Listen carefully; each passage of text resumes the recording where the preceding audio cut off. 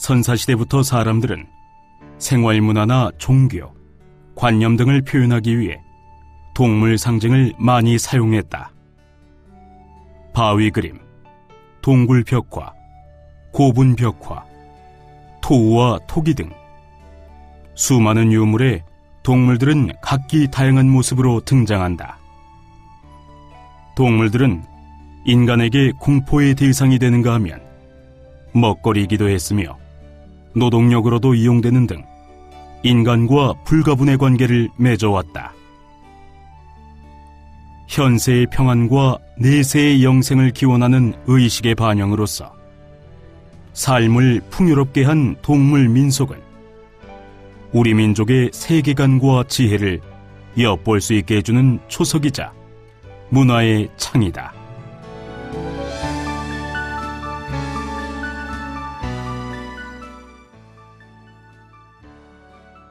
안녕하세요. 민속박물관 천진기입니다. 저는 역사와 문화를 읽는 방법을 동물을 통해서 읽고 있습니다. 이른바 동물이 역사와 문화 속에 어떠한 의미와 이미지를 갖고 있는지를 통해서 한국의 역사와 문화를 읽고 있는 중입니다.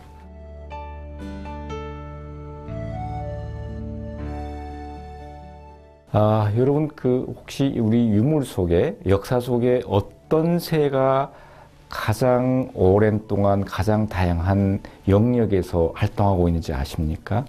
학과 범황도 아닌 오리가 한국의 역사 문화 속에 다양한 영역에서 날고 있다라고 생각합니다. 그 이유로는 지금부터 20세기 이전에, 그러니까 기원전 농경문 청동기에 보면 갈라진 가지 위에 새 두 마리가 앉아 있고요. 그다음에 가야시대, 낙동강 가야시대의 무덤 속에 오리형 토기를 복납을 했고요. 지금 현재 마을 입구에 장승과 솥대 위에 오리가 앉아 있습니다. 그럼 우리 역사와 문화 속에 이렇게 무덤 속에 하늘의 제사를 지내는 마을을 지키는 이러한 영역에 다른 것도 아닌 오리가 왜 등장했을까요? 우리 조상들은 고대부터 이 세상을 나누어서 관념을 했는데요. 신이 사는 천상의 세계, 인간이 사는 현상과 지상의 세계, 그다음에 사람이 죽어서 가는 영혼의 세계인 지하 또는 저승 저 멀리의 해양간 이 등등을 세계관으로 나누어서 인식을 했던 거죠. 그런데 하늘의 신들에게 인간의 뜻을 전하고 죽은 영혼에게 인간의 뜻을 전하는 데 있어서 가장 적합한 심부름꾼이 누굴까라고 생각했을 때 아마 고대인들의 관념 속에서는 오리가 떠오르지 않았을까 싶은 생각이 듭니다. 왜냐하면 오리는 하늘을 나르고 땅을 뒤뚱뚱 걸어다니고 파도치는 호수 위에 자유롭게 유영을 하기 때문에 이 세 영역을 동시에 왔다 갔다 합니다. 근데 아무리 훌륭한 동물들도 이 세 개의 영역을 동시에 다니는 동물들은 없습니다.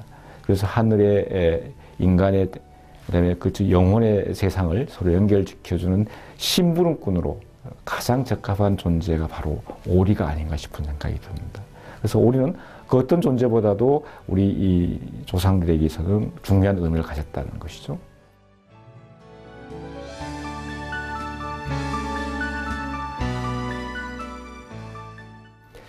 여러분 사슴 생각하실 건데요.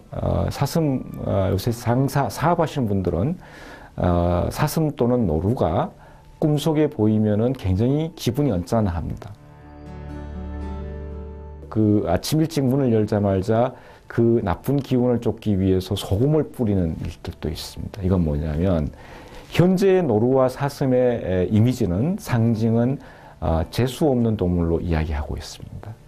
그렇지만 고대로 올라갈수록 사슴은 샤만, 그러니까 무당의 영혼을 지하의 세계로 안내하는 존재로 나타납니다. 이처럼 같은 동물을 보더라도 시대에 따라서도 동물에 대한 이미지와 상징이 달리 이해될 수 있다는 것입니다. 여러분 아침거미, 복거미, 저녁거미, 근신거미 이런 이야기 들어보셨습니까? 이게 무슨 말이냐면 해 뜨기 전에 거미를 보는 것은 그 거미는 복을 상징하고요. 해가 지고 난 뒤에 거미를 보는 것은 근심을 상징합니다. 그래서 아침에 보는 거미는 다 살려주지만 해 지고 난 뒤에 저녁에 보는 거미들은 죽이는 경향들이 있습니다. 이처럼 같은 곤충을 보더라도 아침에 보느냐 저녁에 보느냐에 따라서 또 길흉이 달라진다는 것입니다.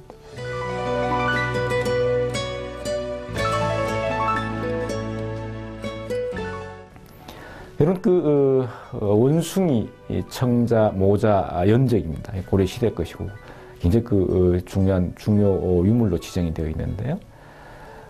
저 모습은 우리가 동물원에서 만날 수 있는 원숭이의 모습과 아주 똑같습니다. 이건 뭐냐면 우리가 역사와 문화 속에 등장하는 동물과 관련되는 유물이라든지 형상들은 자연 생태계에 나타난 이야기들을 그대로 반영하고 있다는 것입니다. 아마 저 유물을 보면서 여러분들은 단장의 슬픔을 기억하실 수 있을지 모르겠습니다. 창자가 끊어질 듯한 슬픔, 그게 단장의 슬픔입니다. 그 단장의 슬픔은 바로 저 원숭이에서 나오는 고사성어입니다. 그러니까 새끼를 잃어버린 어미 원숭이가 새끼를 찾아서 먹지도 않고 자지도 않고 계속 가다가 새끼를 만나고 나서 죽어버리는데 그 배를 갈라봤더니 어미의 창자가 끊어져 있더라. 이게 단장의 슬픔입니다.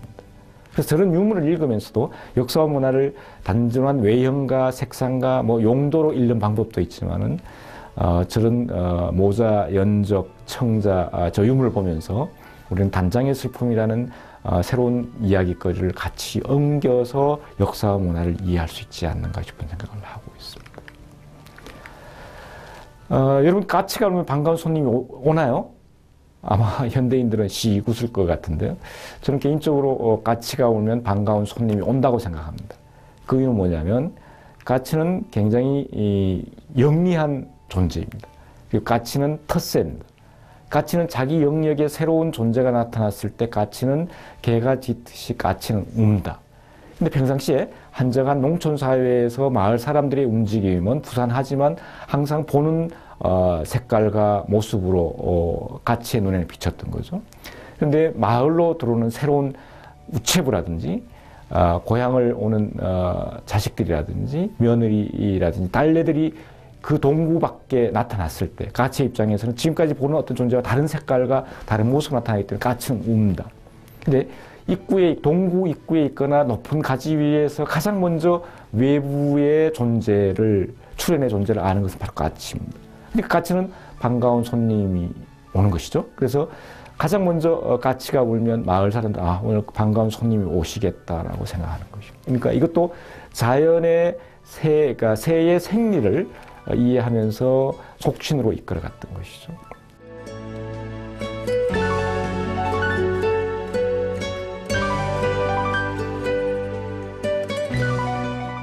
이처럼 근데 반가운 손님을 불러오고 좋은 소식을 갖고 오는 것은 또 나라에 따라 다릅니다.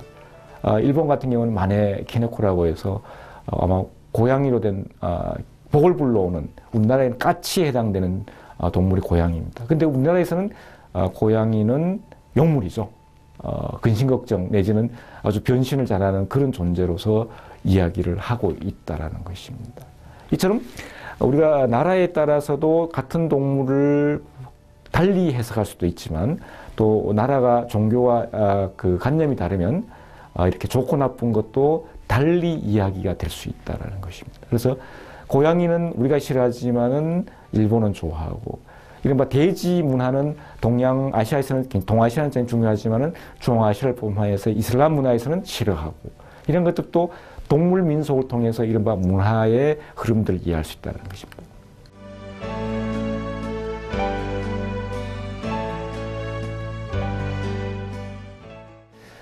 그런가 하면 여러분 금동대학로 백제에서 등장했죠. 저는 그 금동대학로의 의미를 백제인들의 동물원이라고 생각합니다. 저기에는 봉황과 용을 포함해 상상의 동물뿐만 아니라 작은 코끼리와 원숭이와 다양한 존재의 동물들이 표현되어 있다는 것이죠.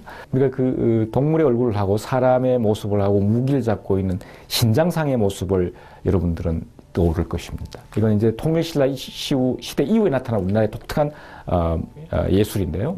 조형 예술인데 이거야말로 우리 이 동물 민속, 동물 문화에 가장 등장하는 그런 것이 아닌가. 그 다음에 조선시대 십장생도 이런 부분도 오래 산 존재가 많이 등장을 합니다.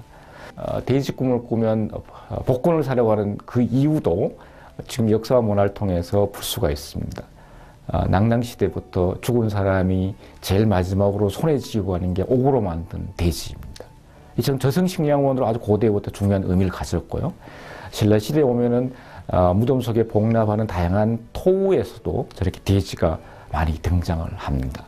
그런가 하면 삼국사기라든지 삼국유사, 그다음에 고려사, 역사 기록에 보면 돼지는 하늘에 제사를 지내는 중요한 제물이었고 그 제물인 돼지는 나라의 수도를 점지해주고 국모를 점지해주는 이야기가 이렇게 삼국사기와 고려사에 기록되어 있는 아주 신기한 훌륭한 동물로서 등장을 합니다.